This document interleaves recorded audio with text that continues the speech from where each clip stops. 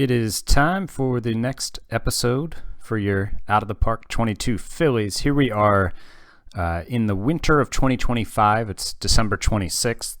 And what I'm going to do today is two different things. I'm going to show you the award winners from the 2025 season and then talk expansion. The league has expanded. We had an expansion draft. The Phillies lost 3 players, which was the max any team could lose in the draft. So let's get right into it. The Gold Gloves, which I still call the best gloves for some reason, I didn't change it. AL, Vasquez, Olson, Paris, Witt Jr., Andrelton Simmons still out here at age 36, winning a Gold Glove. Sal Frelick, Parker Meadows, Spencer Torkelson. Who says he's just a first baseman? He's a Gold Glove right fielder. On the NL side of things, JT Realmuto bringing one home for the Phillies. Freddie Freeman out here at what age? 36. Nolan Arenado, age 34. Lindor, age 32. Wow, okay. And then the Phillies, Pache also took one home. So 2 Gold Glovers on the Phillies. AL reliever of the year goes to Kumar Rocker of the Texas Rangers. Kumar, I guess it's stamina that they don't see him as a starting option, just a 35. He threw 71 innings, put up 2.2 WAR, and had a good season. And as you can see, he's now on a team called the Portland Pickles, which we'll get into in a minute. But he was with Texas, reliever of the year. NL side of things, the Phillies' Zach Littell wins Rookie of the Year. You might notice he's in a Dodgers hat down here. We'll get to that in the next video and recap the offseason. Hader still out here doing his thing in Colorado, of all places. And Silver Slugger on the AL, Bo Naylor, Andrew Vaughn, Franklin Barreto, Jose Ramirez, Wander Franco, Sal Frelick, a Gold Glove and a Silver Slugger. Mike Trout, wow, 6.3 WAR at age 34, way to go, Mike. And Joe Adele and Jared Kelenic. On the NL side of things, some Phillies took home some hardware. Randolph at first base, then we've got Garcia at second, and then Manny Machado at third. Fernando Tatis Jr., and then Soto, Acuna, the Braves, Harper, Jung-Hoo Lee, the designated hitter, Silver Slugger. And let's go to the Rookie of the Year. The Red Sox getting the first 2. Chavez Young, age 28. That's interesting. Let's check that out. Age 28. He only...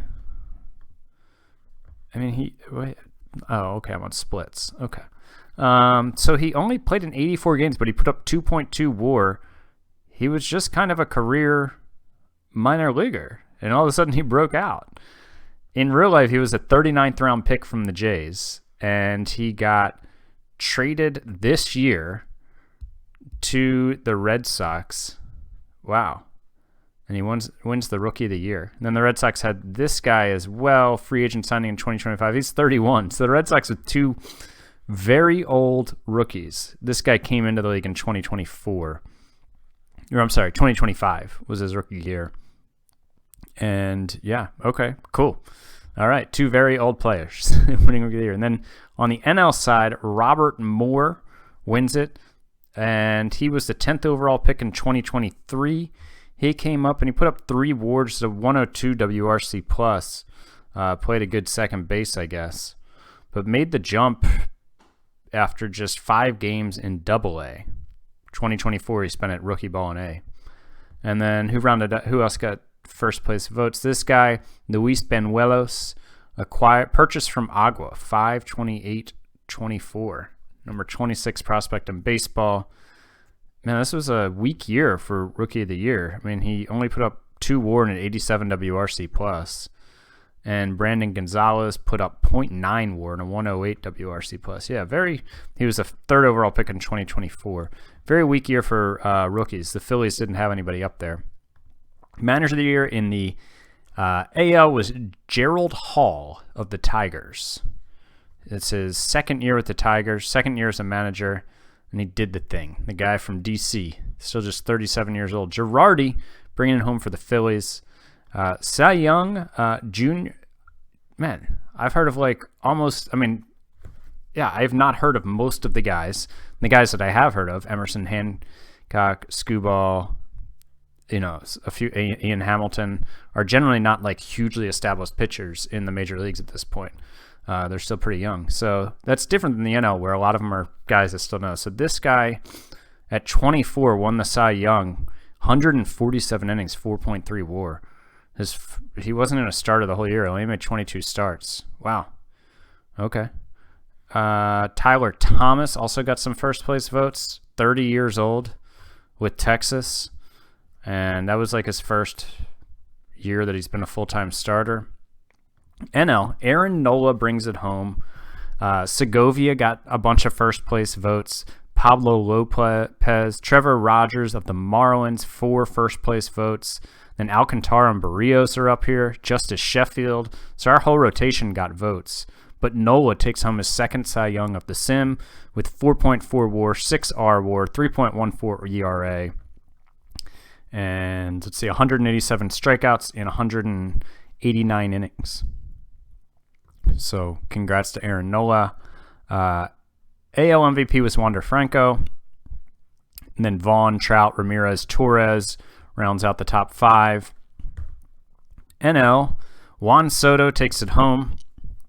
Acuna Jr., Tatis, Machado, and Bellinger round out the top 5. Then Harper got some votes. Randolph got votes. Segovia got votes. Segovia got more votes for, or he was the top pitcher in the NL MVP voting. Yelich, Lux, see, Pache's there. Nola got a few votes. Willie Adames got a vote. Cool. All right. And then, so that's it for the awards. So let's get to the expansion draft. We welcomed the Portland Pickles to the AL and the Honolulu Pacifics to the NL. Those teams were chosen by my patrons. We brainstormed, I think, like 4 finalists, and then they voted on that, and those were the 2 winners.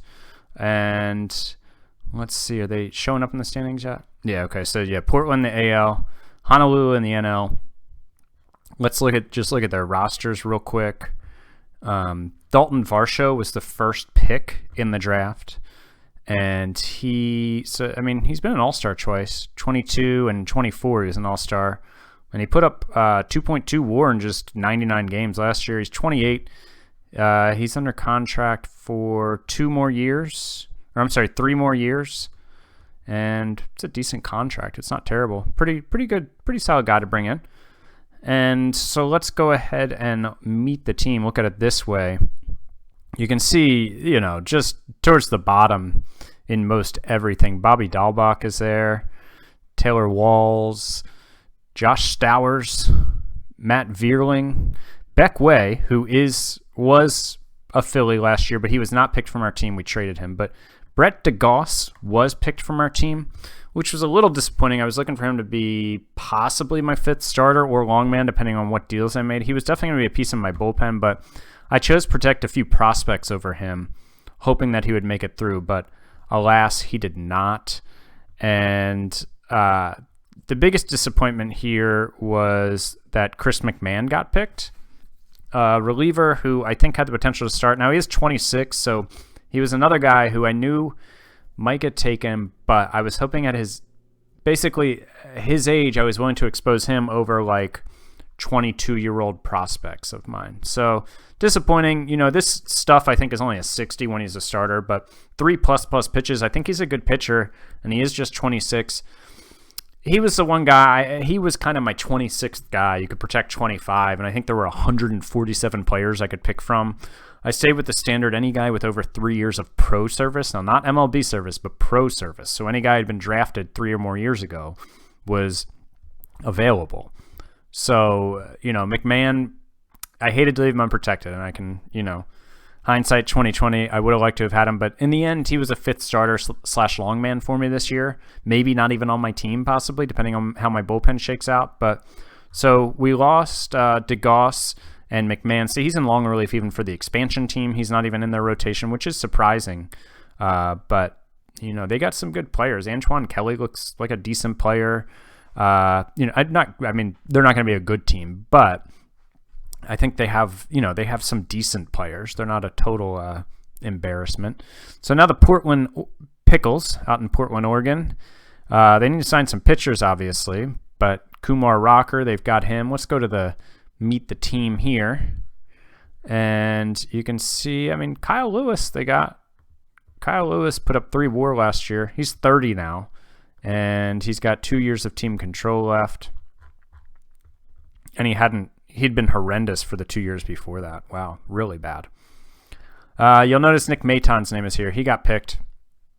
Maton was maybe in my plans for this season, maybe not.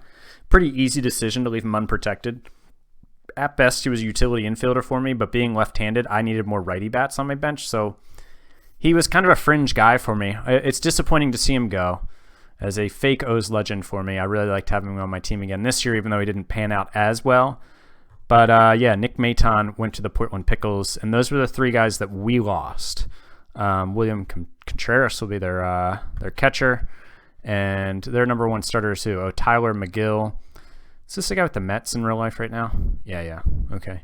Who hasn't really done much at the pro level, but they picked him from Boston. Kumar Rocker, I think, is the headliner there for them. They've got Franmil Reyes, who they picked from Detroit in the expansion draft. And yeah, so that's the draft, the expansion draft, the offseason awards. So again, we'll be to 32 teams, welcoming the Portland Pickles and the Honolulu Pacifics. I don't mess around with the logos and all that. I'm sure some people enjoy that part of the game. I just, it would be cool to have a better logo, but I just don't feel like taking the time to do it. Anyways, so yeah, hopefully all you Portland and Honolulu fans are happy with how your team turned out. And for all you Phillies fans, we'll be back with a recap of the offseason and a preview for the 2026 season soon. Thanks for watching.